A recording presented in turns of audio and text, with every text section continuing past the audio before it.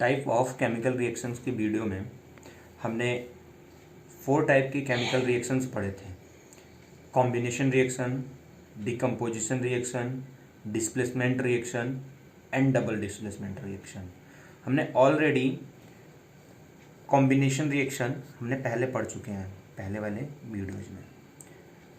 Next जो हमारा है डिकम्पोजिशन रिएक्शन, ये भी हम ऑलरेडी पहले वीडियो में पढ़ चुके हैं।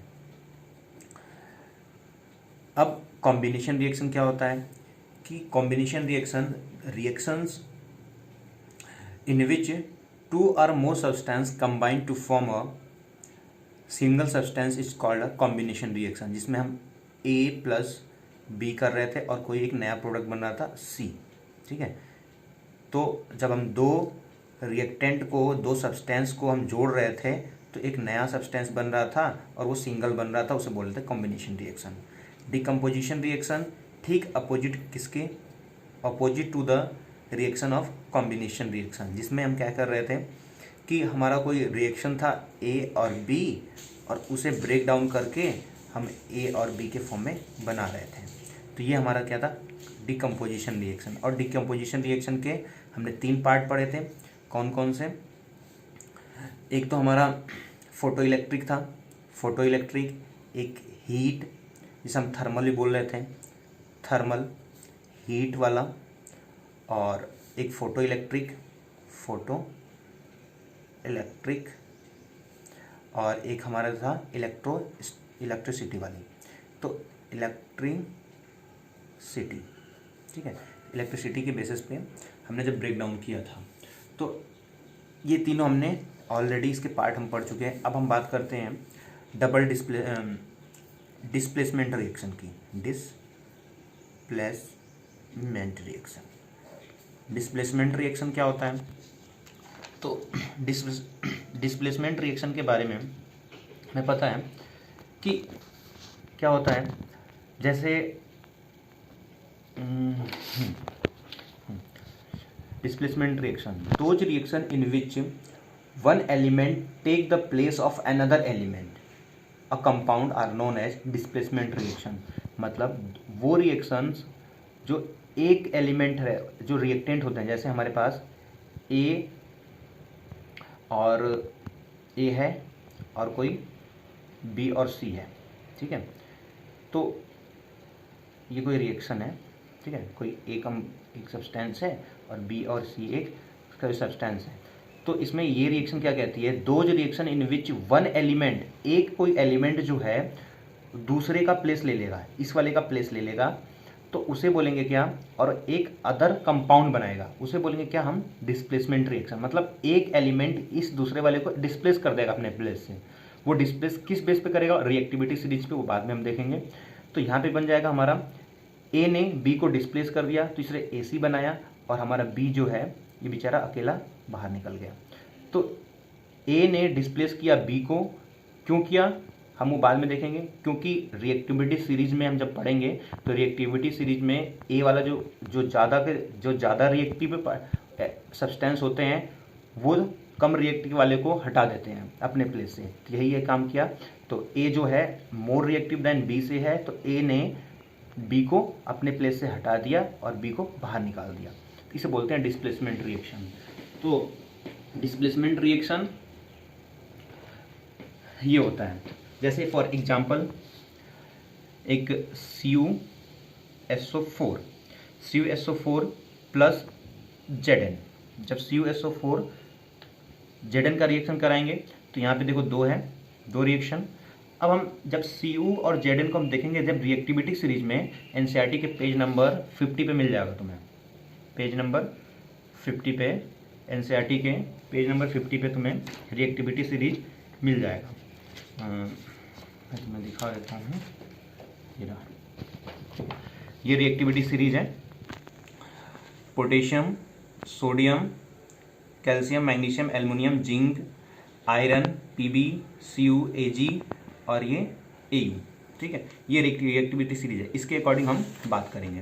तो देखो Cu और Zn की बात करते हैं तो CuSO4 जब Zn का रिएक्शन कराएंगे तो मैंने जो बताया था कि जो रिएक्टिविटी सीरीज में जो ऊपर है, जो रिएक्टिविटी सीरीज में जो ऊपर है वो दूसरे वाले को हटा देगा। देखो यहाँ पे Cu और Zn यहाँ पे है, Cu नीचे है, तो Zn more reactive than Cu, तो Zn क्या करेगा, इसे Cu को अपने यहाँ से हटा देगा, क्योंकि यहाँ पे देखा हमने रिएक्टिविटी सीरीज में Zn जो है ऊपर आ रहा है और Cu जो है नीचे आ रहा है, तो Zn is more reactive than Cu, तो Zn क्या करेगा, Cu को डिस्प्लेस कर देगा और ये ZnSO4 बनाएगा और प्लस यहाँ से Cu निकल जाएगा।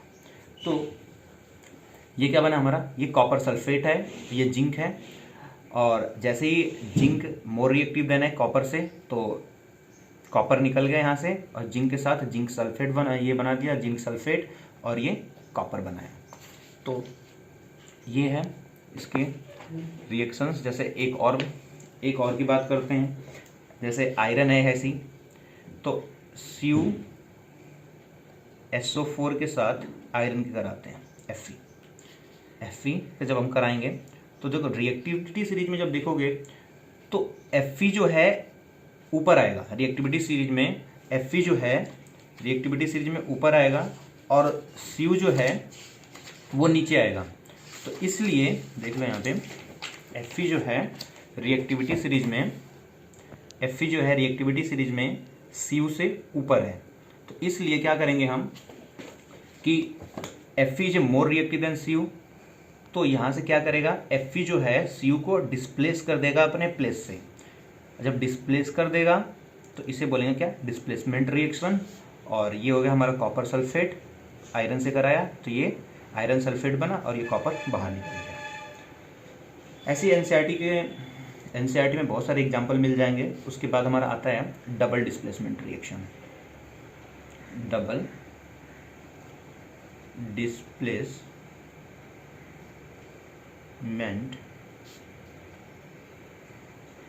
रिएक्शन। डबल डिस्प्लेसमेंट रिएक्शन के बारे में बात करते हैं। तो इसमें क्या होता है कि जैसे हमारा कोई कंपाउंड है ए, इसका पहले वो लिख लेते डेफिनेशन, दोज रिएक्शन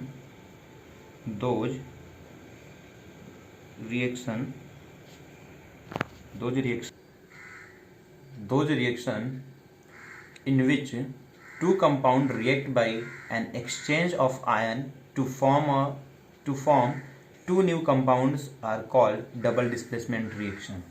means कि इसमें दो कंपाउंड हम लेंगे, जैसे A और B, ठीक है, दो कंपाउंड, हमने एक कंपाउंड ये लिया A और B, और जब ये CD के साथ रिएक्ट करेगा, चेंज के कारण एक टू न्यू सब्सटेंस बनाएगा, टू न्यू कंपाउंड बनाएगा, ठीक है। आयन के एक्सचेंज के कारण दो नए कंपाउंड बनाएंगे। हमने ऑलरेडी दो कंपाउंड ले लिया, ठीक है। जब हम एक लेते हैं, ए लेते हैं तो एक सब्सटेंस बोलते हैं। अब ए और बी जब दो ले रहे हैं तो हम कंपाउंड बोलेंगे। एक कंपाउंड ये लिया हमने, दूसरा कंपाउंड ये लिया, दो कंपाउंड हमने ले लिया। जब दो कंपाउंड को हम रिएक्ट करेंगे और आयन के एक्सचेंज पे, ये मेन बात है यहाँ पे, आयन के एक्सचेंज पे जब दोनों कंपाउंड का वो करेंगे तो दो कंपाउंड बनाएंगे। जैसे ए और बी का करा प्लस सी और डी का करा, तो ए और आयन के कंपाउंड जब एग्जांपल देखेंगे तो हम देख लेंगे ए जो है डी के साथ चला जाएगा और बी जो है सी के साथ चला जाएगा, तो A D plus B C, ठीक है। जैसे एग्जांपल हम देखते हैं, तो जैसे हमारा एग्जांपल है AgNO3, ठीक है, इसे बोलते हैं सिल्वर नाइट्रेट। जब सिल्वर नाइट्रेट का रिएक्शन हम NaCl से जब कराते हैं तो देखो कैसे, आयन एक्सचेंज का मतलब ये होता है कि हमें पता है कि Ag के पास कितना चार्ज होता है, यहाँ पे Ag के पास पॉजिटिव चार्ज होता है, ठीक है, और NO3 के पास नेगेटिव चार्ज होता है, निकाल लेना। प्लस Na के पास पॉजिटिव होता है और Cl के पास, Na के पास पॉजिटिव होता है और Cl के पास नेगेटिव। मैंने 9th क्लास में निकलवाया था कैसे निकलता है। अब उसके बाद अब देखो, ये पॉजिटिव वाला है वो किसके पास जाएगा, पॉजिटिव वाला नेगेटिव के पास जाता है और नेगेटिव वाला पॉजिटिव के पास। तो ये पॉजिटिव वाला नेगेटिव के पास और ये नेगेटिव वाला पॉजिटिव के पास, ठीक है। तो अब हमारा क्या बन जाएगा, Cl प्लस NaNO3, ये हो गया। तो ये आयन के एक्सचेंज के कारण ये हमने डबल डिस्प्लेसमेंट रिएक्शन कर लिया। जैसे एक एग्जांपल एनसीईआरटी में मिल जाएगा तुम्हें, Na2SO4 प्लस BaCl2 का जब रिएक्शन हम कराएंगे तो ये बनता है हमारा, ये इसके साथ चला जाता है BaSO4 के साथ और NaCl के साथ। Na क्योंकि पॉजिटिव होता है, ये Cl नेगेटिव होता है, और ये SO4 हमारा नेगेटिव, ये पॉजिटिव होता है। ठीक है, तो ये हमारा बनता है क्या, ये बन जाएगा हमारा BaSO4 प्लस NaCl, इसे बैलेंस कर लेना। ठीक है, ये हो जाएगा हमारा double displacement reaction. Oxidation and reduction, oxidation and reduction reaction. देखो इसमें ऑक्सीडेशन क्या होता है और रिडक्शन क्या होता है। ऑक्सीडेशन रिएक्शन वो रिएक्शन होते हैं जैसे the addition of oxygen to a substance, कोई भी एक सब्सटेंस है उसमें ऑक्सीजन का ऐड होना। ठीक है, कोई भी हमने लेट किया कि कोई एक सब्सटेंस है, जैसे हमने ऑक्सीडेशन बता रहा हूँ यहाँ पे, ऑक्सीडेशन। ठीक है, कोई एक सब्सटेंस हमने मान लिया ए है, उसके साथ हमने ऐड किया क्या, ऑक्सीजन। ठीक है, क्या, इसे हम बोलेंगे एडिंग ऑफ ऑक्सीजन या गेनिंग ऑफ ऑक्सीजन। ठीक है, या उसी सब्सटेंस में क्या किया हमने, रिमूवल ऑफ हाइड्रोजन। ठीक है, H2। ठीक है, तो लॉस ऑफ हाइड्रोजन। कोई भी सब्सटेंस में अगर ऑक्सीजन का गेन होता है तो उसे बोलते हैं ऑक्सीडेशन रिएक्शन। कोई भी सब्सटेंस में अगर हाइड्रोजन का रिमूव होता है उसे ही बोलते हैं क्या, ऑक्सीडेशन रिएक्शन। एग्जाम्पल जैसे एक देखते हैं एग्जाम्पल, Cu प्लस O2। ठीक है, और जब ये रिएक्शन कराता है तो ये बनाता है, जब इसे हीट करते हैं, हीट करेंगे इसे, तो ये बनाएगा CuO। ठीक है, तो जब हमने देखा यहाँ से कि पहले ऑलरेडी क्या था यहाँ पे, अब यहाँ पे Cu था, अब जब Cu का रिएक्शन O के साथ कराए ऑक्सीजन के साथ, तो ऑलरेडी जब यहाँ पे Cu था, देखो यहाँ पे ये Cu था, और जब Cu ने क्या किया, ऑक्सीजन को गेन किया। ठीक है, यहाँ पे गेनिंग ऑफ क्या, ऑक्सीजन, गेनिंग ऑफ ऑक्सीजन। ठीक है, या एडिशन ऑफ ऑक्सीजन भी लिखते हैं, ऑक्सीजन O2। ठीक है, गेनिंग ऑफ ऑक्सीजन, तो ये बोलेंगे क्या, देखो यहाँ से जब Cu पहले सिंगल था, अब ये जाके यहाँ पे ऐड हुआ और ऑक्सीजन का ऐड हुआ, तो जब गेनिंग ऑफ ऑक्सीजन क्या होता है हमारा, ऑक्सीडेशन। ऐसे एक और एग्जांपल देखते हैं, जैसे हमारा ये है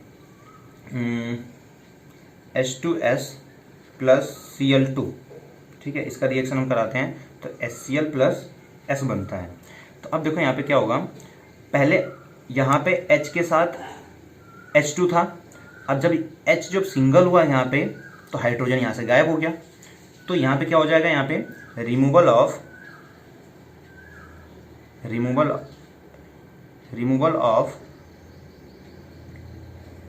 हाइड्रोजन क्या हो गया यहाँ पे, ये रिमूवल ऑफ हाइड्रोजन क्या बोलते हैं इसे, ऑक्सीडेशन। ठीक है, रिमूवल ऑफ हाइड्रोजन भी हमारा क्या होता है, ऑक्सीडेशन, और यह भी क्या होगा हमारा, ऑक्सीडेशन। ठीक है, तो गेनिंग ऑफ ऑक्सीजन, जब कोई भी एलिमेंट से हाइड्रोजन का गेन होता है तब भी उसे बोलते हैं ऑक्सीडेशन, या कोई भी कंपाउंड से हाइड्रोजन का हटना उसे बोलते हैं ऑक्सीडेशन। ऐसे ठीक अपोजिट इसके रिडक्शन हम करेंगे। रिडक्शन में क्या है हमारा, जैसे रिडक्शन।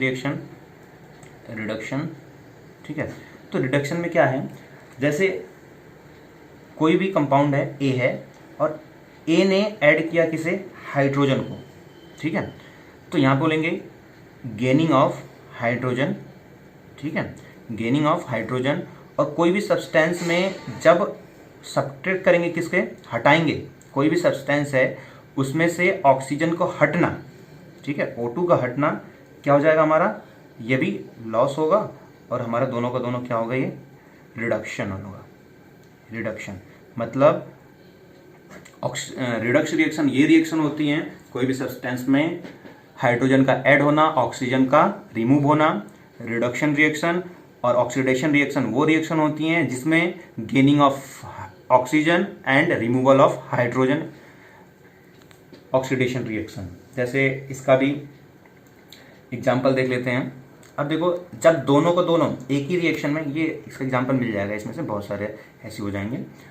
अब देखो, जैसे इसका और एक साथ देख लेते हैं एग्जाम्पल। जैसे हमने यहाँ देखा, ये CuO का रिएक्शन हम H2 से कराते हैं, ठीक है। जब Cu2 का रिएक्शन H2 से कराते हैं तो अब देखो यहाँ पे, अब ये बनता है हमारा Cu प्लस H2, ठीक है, Cu प्लस H2। तो अब देखो, जब जब यहाँ से देख रहे हैं हम ऐसे, तो इस रिएक्शन में ऑक्सीजन ऐड है, ये क्या हो, ऑक्सीजन चला गया। तो जब ऑक्सीजन चला जाता है, कहीं से जब जाता है ऑक्सीजन, तो क्या बोलते हैं उसमें, कोई सब्सटेंस से ऑक्सीजन को जाना, तो क्या हो जाएगा यहाँ पे, रिडक्शन, ठीक है। ऑक्सीजन कहीं से निकलना, रिडक्शन। अब यहाँ देखो H अकेला है, बट इसके साथ ऑक्सीजन ऑलरेडी आ गया, तो गेनिंग ऑफ ऑक्सीजन क्या बोलते हैं हम, ऑक्सीडेशन, ठीक है, ये हो गया। अब वो reaction, those reactions in which oxidation and reduction reactions are also, दोनों रिएक्शन जिस रिएक्शन में ऑक्सीडेशन भी हो रहा है और रिडक्शन भी हो रहा है, उस रिएक्शन को हम क्या बोलेंगे, रिडॉक्स रिएक्शन। रिडॉक्स रिएक्शन मतलब जो रिएक्शन में ऑक्सीडेशन भी हो रहा है, रिडक्शन भी हो रहा है, उसे बोलेंगे रिडॉक्स रिएक्शन, ठीक है। तो ये रिडॉक्स रिएक्शन का जो डेफिनेशन हो जाएगा, the oxidation and reduction reaction are also called redox reaction, ठीक है।